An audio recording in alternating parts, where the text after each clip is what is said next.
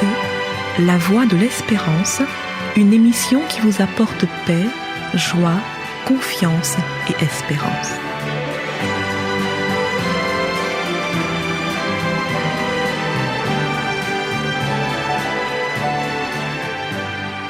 Bonjour la Guyane et bonjour à tous depuis la Guyane. Nous y sommes. Le week-end de la fête des mères est là.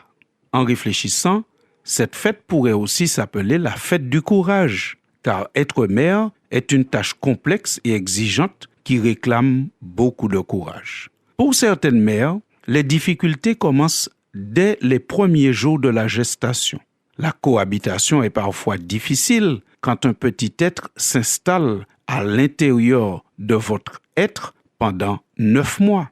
Ensuite, vient le temps de l'accouchement, une étape dans le parcours des mères que la médecine tente de rendre plus supportable, mais qui reste néanmoins une épreuve.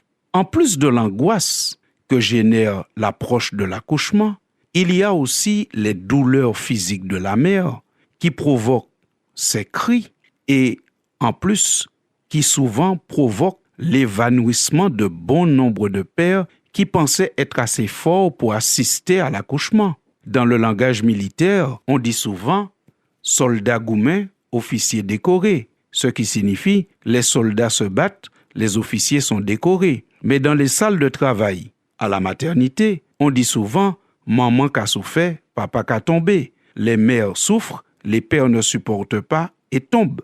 Certains prennent quasiment la fuite avant même le début des contractions.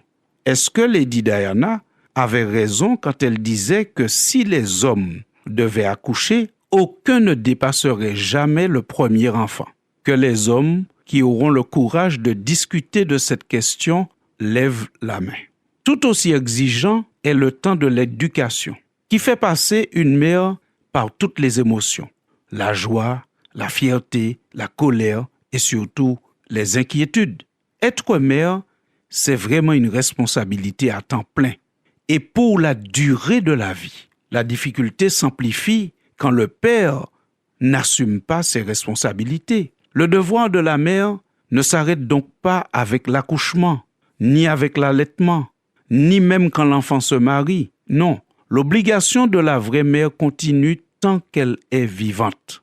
Ce n'est pas par hasard que tant d'artistes ont produit des œuvres pour rendre hommage aux mamans, même si pour certains, il a fallu, pour écrire ce genre de texte, sortir de leur registre habituel. C'est ainsi que le plus coquin des artistes antillais a chanté « Pas ni pli bon côté qui a qu'à maman. Qu'aille maman, c'est seul côté moins qu'à senti moins bien. Maman, toujours paré pour aider. » Il a dit, en somme, qu'il n'y a pas de meilleur endroit que chez maman et que chez maman, c'est le seul endroit où je me sens bien et que maman est toujours prête à aider. N'est-ce pas les hommes? Afin de permettre aux hommes de comprendre son amour, Dieu le compare à l'amour d'une mère. Mais il montre bien que son amour est supérieur à l'amour d'une mère. Par exemple, dans le livre du prophète Ésaïe, au chapitre 49, nous lisons ceci à partir du verset 13. « Cieux, manifestez votre joie. Terre, pousse des cris de joie. Montagne, lancez des acclamations. Car le Seigneur réconforte son peuple, il montre son amour aux humiliés. » Jérusalem disait, « Le Seigneur m'a abandonné, mon maître m'a oublié. » Mais le Seigneur répond, « Une femme oublie-t-elle le nourrisson qu'elle allait? Cesse-t-elle d'aimer l'enfant qu'elle a porté? À supposer qu'elle l'oublie. Moi, je ne t'oublie pas. J'ai ton nom gravé sur les paumes de mes mains et l'image de tes murailles ne quitte pas mes yeux. » L'amour d'une mère est un amour déjà extraordinaire. Mais l'amour de Dieu est supérieur encore à l'amour d'une mère parce que quand bien même ça pourrait arriver qu'une mère oublie le nourrisson qu'elle allait, Dieu, lui, n'oublie jamais ceux qui se confient en lui. Voici ce que nous lisons encore dans le livre du prophète Ésaïe, au chapitre 66. Dieu déclare à ceux qui l'aiment, « Je prendrai soin de vous, comme une mère le fait pour l'enfant qu'elle allait. Je vous porterai sur la hanche et je vous cajolerai sur mes genoux. Oui, Comme une mère qui console son enfant, moi aussi je vous consolerai. Oh, qui peut parler ainsi? Une mère, et puis l'autre mère, Dieu, qui nous aime d'un amour qui dépasse l'amour maternel. L'amour de Dieu est un amour qui dépasse l'amour maternel. C'est un amour qui est toujours prêt à pardonner, un peu comme une mère est toujours prête à pardonner à son enfant. Dans Matthieu chapitre 23, regardez comment Jésus se présente au verset 37. Il dit « Jérusalem, Jérusalem, toi qui mets à mort les prophètes et qui tues à coups de pierre ceux que Dieu t'envoie, combien de fois ai-je voulu rassembler tes habitants auprès de moi comme une poule rassemble ses poussins sous ses ailes, mais vous ne l'avez pas voulu. » L'amour de Dieu est vraiment un amour extraordinaire. Jésus, pour présenter son amour, son action, son désir de pardonner et de réconcilier les hommes avec lui-même, il se présente en utilisant l'image de la mère poule. Tous ceux qui ont expérimenté l'amour de Dieu ont attribué à cet amour la note la plus excellente. Prenons l'exemple de David. David, ce roi, ce guerrier, cet homme fort et valeureux, lorsqu'il allait en pèlerinage à Jérusalem, il y a un chant qu'il aimait chanter. Et ce chant se trouve rapporté dans le livre des Psaumes au chapitre 31. Et je le lis pour vous. « Seigneur, je ne suis pas orgueilleux. Mon regard ne manifeste pas d'ambition. Je ne cherche pas des choses trop grandes pour moi, ni trop extraordinaires.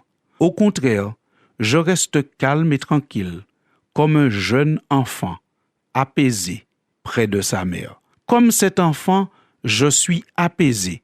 N'est-ce pas merveilleux?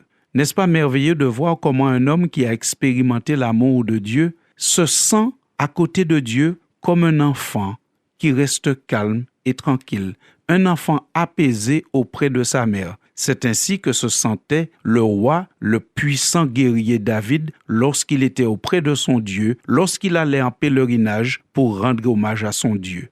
Dieu veut être l'autre mère. L'autre mère, peut-être que certains d'entre nous n'ont pas eu, parce que trop tôt décédés ou trop tôt partis. Dieu veut être l'autre mère, peut-être parce que nous avons eu une mère absente, une mère qui nous aurait peut-être oubliés. Dieu veut être l'autre mère, en plus de celle que nous avons déjà, qui est formidable. Mais Dieu veut être l'autre mère, la personne sur qui nous pourrons compter en permanence. Dieu veut être l'autre mère, la mère de toutes les mères. Et c'est ainsi que pour la fête des mères, nous disons bonne fête à toutes les mères.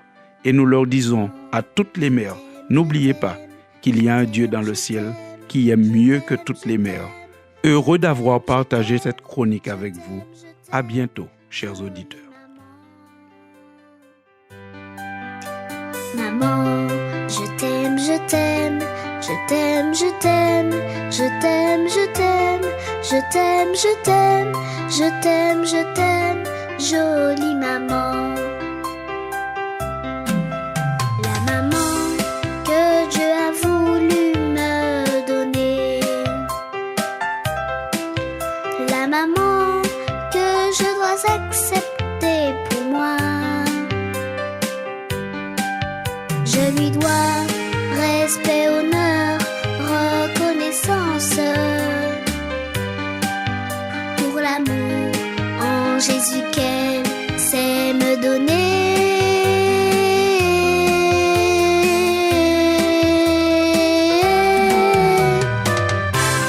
Maman, je t'aime.